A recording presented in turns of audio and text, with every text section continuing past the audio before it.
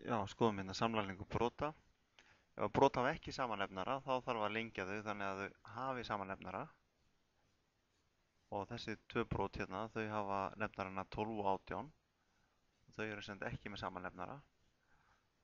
Og þá þurfum við að lengja þessi brot þannig að þau fái sama nefnara, brotin.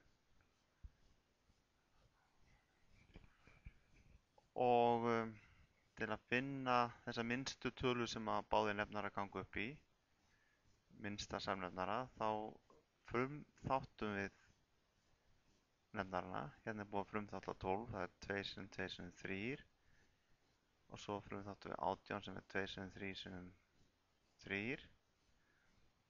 Og þetta gerir okkur kleift að finna minnsta samnefnara. Við sjáum að við þurfum að margfalda hérna með 3 og þarna með 2 og þá eru þessar tölur eins. Sem sagt, það er sami nefnari. Og þá lengjum við fyrra brotið með 3, margföldum teljara og nefnara með 3 og lengjum seinna brotið með 2. Og þá erum við með nefnarna 36 í báðum brotum.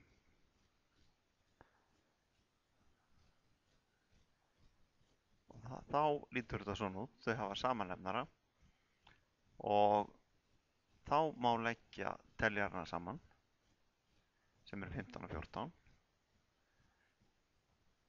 Sem sagt setja á eitt strik og þá fáum við 29 á móti 36.